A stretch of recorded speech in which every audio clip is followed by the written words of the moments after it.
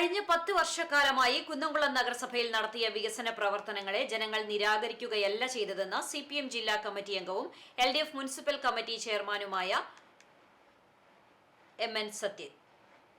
തിരഞ്ഞെടുപ്പ് ഫലം സംബന്ധിച്ച് CCTVയോട് പ്രതികരിക്കുകയായിരുന്നു അദ്ദേഹം. ഭരണം അവിശുദ്ധ കൂട്ടുകെട്ടിലൂടെ നേടാൻ UDF ശ്രമിക്കുമെന്ന് കരുതുന്നില്ലെന്നും ചില വാർഡുകളിലെ ഇടത് സ്ഥാനാർത്ഥികളുടെ പരാജയം പാർട്ടി ഗൗരവമായി പരിശോധിക്കുമെന്നും അദ്ദേഹം കൂട്ടിച്ചേർത്തു. എന്നാൽ കുന്നംകുളം നഗരസഭയിൽ കഴിഞ്ഞ 10 വർഷക്കാലം നടത്തിയ വികസന പ്രവർത്തനങ്ങളെ ജനങ്ങൾ നിരാകരിക്കുകയല്ല ചെയ്തത്. ഇടതുപക്ഷ ജനാധിപത്യ മുന്നണി 18 കൗൺസിലർമാരുടെ പിന്തുണയോടുകൂടി നഗരസഭയിലെ ഏറ്റവും വലിയ ഒറ്റകക്ഷിയായി തെരഞ്ഞെടുക്കപ്പെട്ടിട്ടുണ്ട്. 2 തവണയും കുന്നംകുളം നഗരസഭ ഭരണത്തിന് ഇടതുപക്ഷ ജനാധിപത്യ മുന്നണി നേതൃത്വം നൽകിയതുപോലെ തന്നെ ഇത്തവണയും കുന്നംകുളം ജനത നടത്തിയ വിധിയെഴുത്തിൻ്റെ ഭാഗമായി ഇടതുപക്ഷ ജനാധിപത്യ മുന്നണി ഭരിക്കണമെന്ന മാൻഡേറ്റ് തന്നെയാണ് ലഭിച്ചിട്ടുള്ളത്.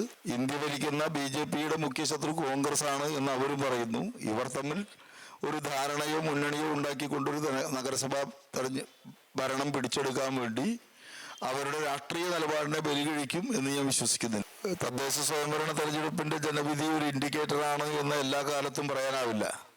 2015 തദ്ദേശ സ്വയംഭരണ തെരഞ്ഞെടുപ്പിൽ ഇതിനേക്കാൾ മെച്ചപ്പെട്ട നിലയിൽ UDF കയറി വന്ന ഒരു വർഷമാണ് 2015.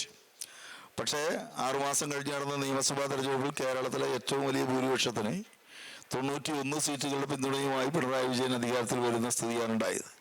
അപ്പോൾ എല്ലാ ഘട്ടങ്ങളിലും തദ്ദേശ സ്വയംഭരണ തെരഞ്ഞെടുപ്പ് നിയമസഭാ തെരഞ്ഞെടുപ്പിൻ്റെ ഒരു ഇൻഡിക്കേറ്റർ ആണ് എന്ന വിലയിരുത്തൽ ശരിയല്ല, തിരിച്ചു സംഭവിച്ചിട്ടുണ്ട്.